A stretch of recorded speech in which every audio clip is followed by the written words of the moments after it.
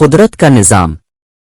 जंगल में आज एक गैर मामूली इजलास जारी था। जंगल में मौजूद दो शेरों को जंगल बदर करने की करारदाद पेश की जा रही थी। राजा हाथी अपनी छोटी छोटी आंखों से हालात का बगौर जायजा ले रहा था और बड़े बड़े कानों से बहुत तवज्जो से सबकी बात सुन रहा था। सब जानवर इस बात पर मुत्तफिक थे कि उन शेरों को इलाके से निकाल दिया जाए जिनकी वजह से जंगल का सुकून गारत होकर रह गया था।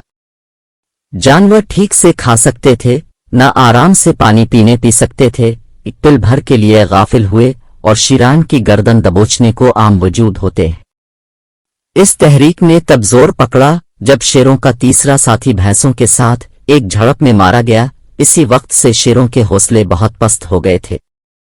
लिंगो अब 12 सिंघार जो शेरों के लिए एक आसान शिकार साबित हो सकता था, उसने ये भांप लिया था।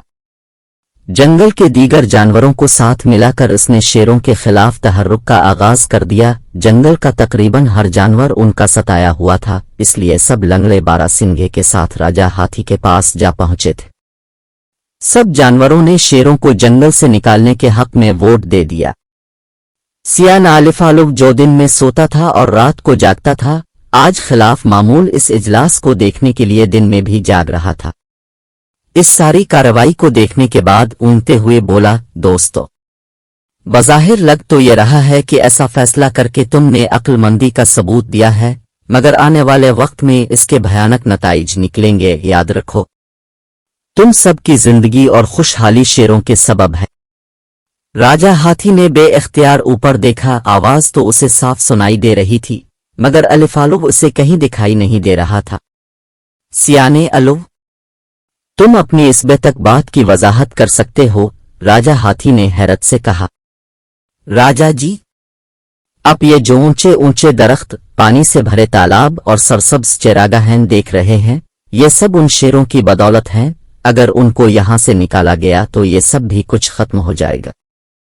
सिया ने अलिफालुग की ये बात सुनकर सबने इसे यूं देखा जिसे उन्हें अलिफालुग की दिमागी हालत पर शक हो। शेर ये सुनकर हैरान भी हुए और खुश भी। कोई उनकी वकालत करने वाला मौजूद था, हालांकि उनको भी इस बात पर यकीन नहीं आया। लंगड़े 12 सिंघे ने गुस्से से सियाने अलिफालुग को घूरा और बोला, तुम्हारा इस मामले से कोई लेना देना नहीं। शेर हम जमीन पर रहने वालों को निशाना बनाते, तुम तो मजे से दरख्त पर रहते हो। इस बात के बाद ये साबित होता है कि तुम वैसे ही बेवकूफ मशहूर नहीं हो। इतनी अहमकाना बात कोई अलिफालुग ही कर सकता है। सब जानते हैं शेरों के तो बस 2 ही काम हैं, सारा दिन दरख्तों के साए में पड़े रहना और जब भूख लगे तो मासूम जानवरों को अपना लुक्मा बनाना। ये सुनकर अलिफालुग ने अपनी गोल गोल आंखें घुमाई और कहा, जनाब, ये कुदरत का निज़ाम है। अल्लाह ने ही शेरों को नोकीले दांत और पंजे दिए हैं, उन्हें बेवजह पैदा नहीं किया गया। निज़ाम में मुदाखलत तबाही का बाइस होगी। और मगर अलिफालुग को अपनी बात पूरा करने का मौका ना मिला। तो क्या हम उन्हें अपनी गर्दनें पेश करते रहें? दरख्त तले खड़े काले भैंसे ने अपनी भद्दी आवाज में इसकी बात काटी और दरख्त को अपने ताकतवर सींगों से जोरदार टुकर मारी। सियाना अलिफालुग जो एक पुतली शाख पर बैठा था, पैर फड़फड़ा कर रह गया। आखिर सब ने मुत्तहिद होकर शेरों को जंगल से निकाल दिया गया। अब हर तरफ अमन था, सलामती थी। चंद महीनों बाद जब खूब बारिश हुई, तालाब पानी से भर गए और हर तरफ सब्जा सब्जा नजर आने लगा, तो जानवरों के दिलों में सियाने अलिफालुग की बात सुनकर जो खटका पैदा हो गया था वो जाता रहा।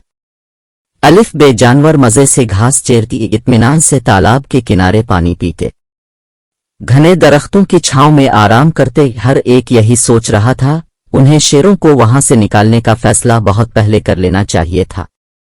पहले शेरों के खौफ से वो कम पानी पीते थे, क्योंकि अक्सर औकात वो तालाब के किनारे घात लगाकर बैठ जाते और उनको अपना शिकार बनाते। इस वजह से वो घास भी कम खाते थे कि प्यास ज्यादा ना लगे। चूंकि अब ऐसा कोई खदशा नहीं था तो वो पेट भर कर घास चरती और खूब पानी पीते। शिकार हो जाने के डर की वजह से वो ज्यादा देर कहीं रुकते भी नहीं थे, तेजी से आगे बढ़ते जाते थे। मगर अब वो इत्मीनान से एक जगह पड़े रहते, जब घास और पानी खत्म होता तब ही आगे जाते।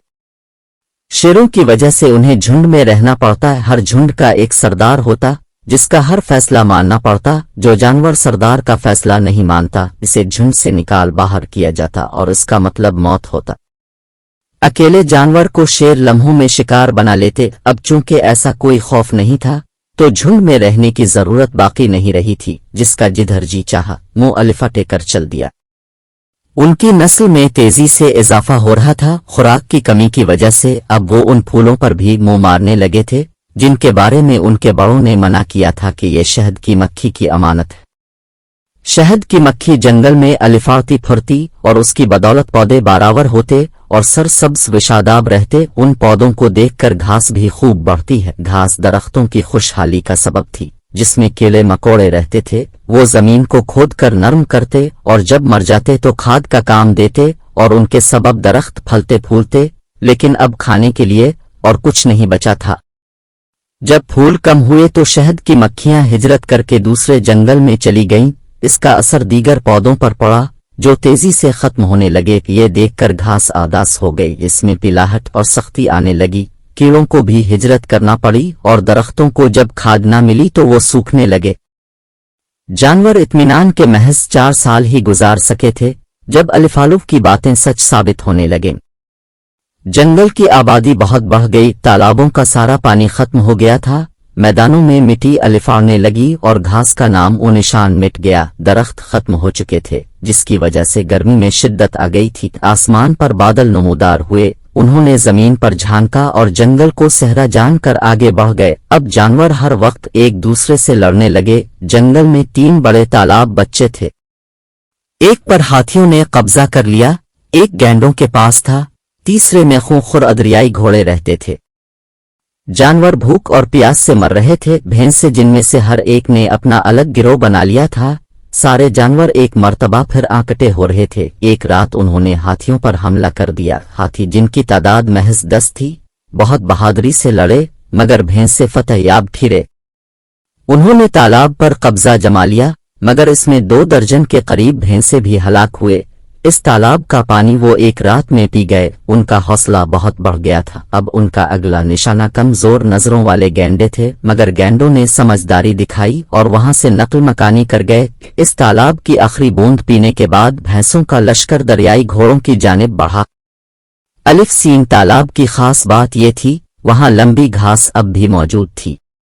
दरियाई घोड़े कहीं गायब हो गए थे। भैंसों की खुशी दीदनी थी। लड़े बना ही उन्होंने दूसरी कामयाबी हासिल कर ली थी। वो किनारे पर खड़े अपने खुरों से जमीन खोद कर फतह का जश्न मना रहे थे जब दरियाई घोड़े लंबी घास के पीछे से नमूदार हुए और पूरी कुव्वत से भैंसों से इटकर अलिफी। भैंसे अलिफाचल कर पानी में गिरने लगे जहां उनका इस्तकबाल करने को तेज दांतों वाले सैकड़ों मगरमच्छ मौजूद थे जो उनको घसीट कर गहरे पानी में ले गए। कुछ देर बाद तालाब में हर जानिब भैंसों की लाशें तीर रही थीं। दरियाई घोड़ों को तालाब साफ करने